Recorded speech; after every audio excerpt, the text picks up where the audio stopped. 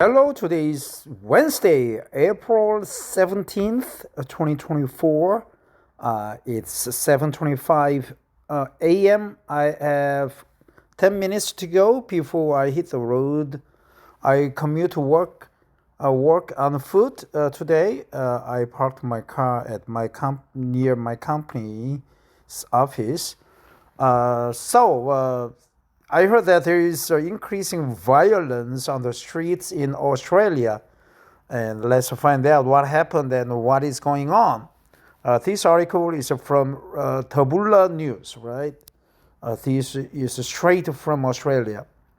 I will read it aloud out for myself and for you so that we could practice English, see if my pronunciation is good, correct, or there's something to be corrected. Please tell me.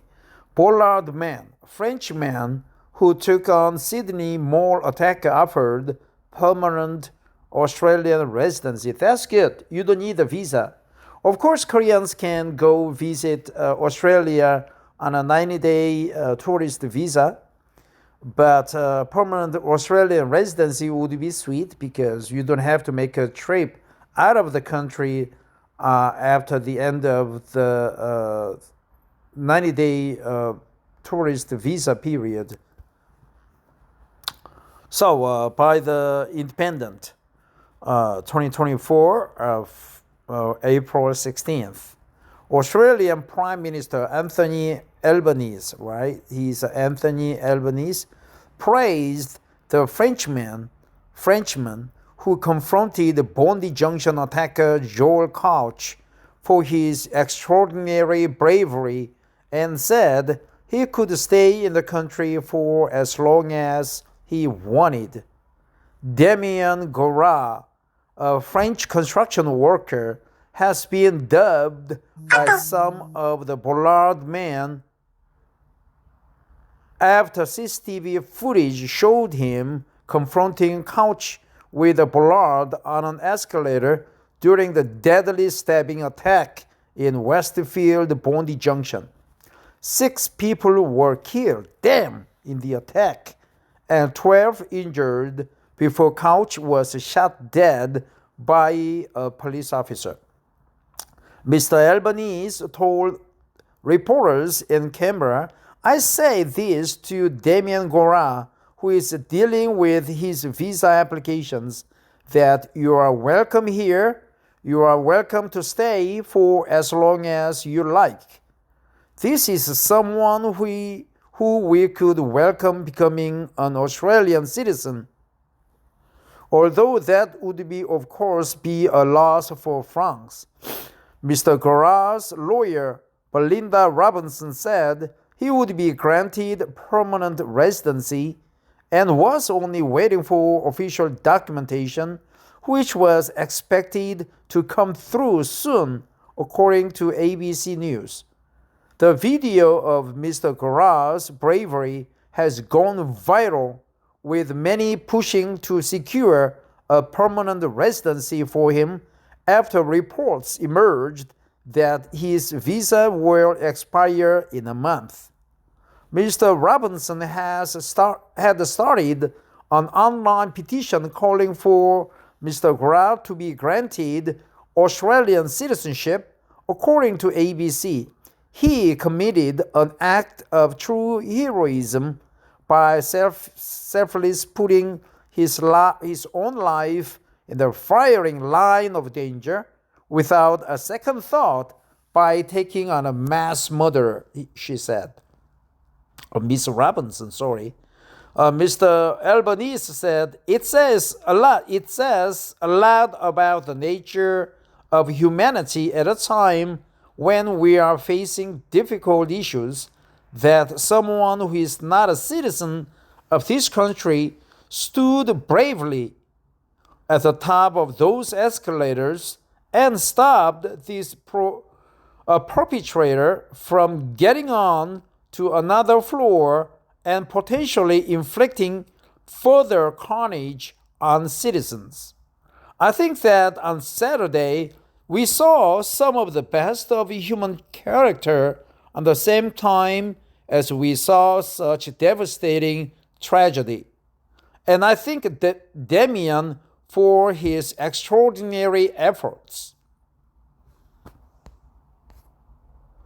As Australia was still mourning Saturday's attack, the nation was rocked by another stabbing just 3 days later on Monday. 4 people were wounded in the attack at a Western Sydney church.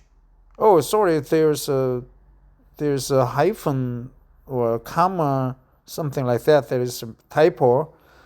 In a Western Sydney church, which the police said was an act of terror.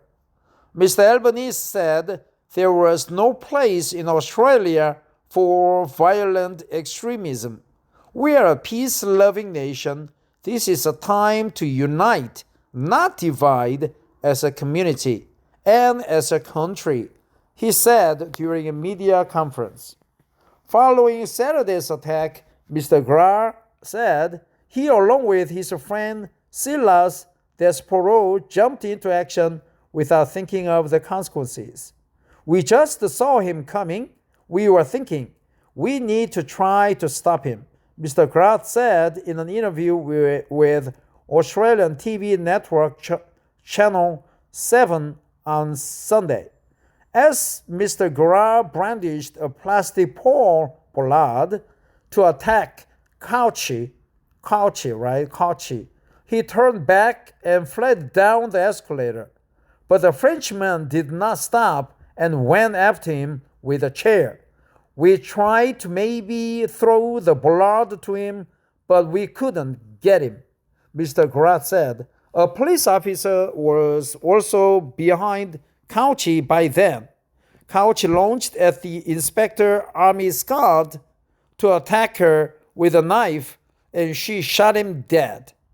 Police have said that they were continuing to investigate the motives of Mr. Couch, aged 40, right? He's aged 40, young, but have noted that he had mental health issues. He had mental health issues. From this article, there was no strange new cliches, words, expressions, except that aged 40, let's remember, the inspector, there's, I think, one of the ranks in the Australian police, permanent residency, a bollard, a plastic pole, permanent residency, hailed, citizenship, Albanese, Mr. Albanese, Johnson Albanese, I think he's Anthony Albanese, right? French worker, construction worker, expire in a month. Stay as long as you like. France, right?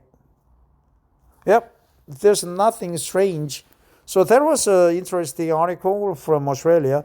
So if you go to Australia, please engage in and actively attack the attackers, right? Any attackers you see on the streets in Australia, and you get a permanent residency.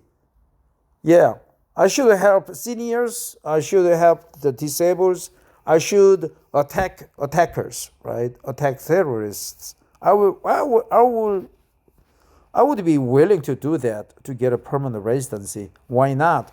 Australia is far away from Korea, and Telstra is number one carrier, just like a KT, which is my company that I work for, and I am very proud of my company. Yet, I need an overseas assignment, or I would like to have some kind of a position where I could use my English to work for my company.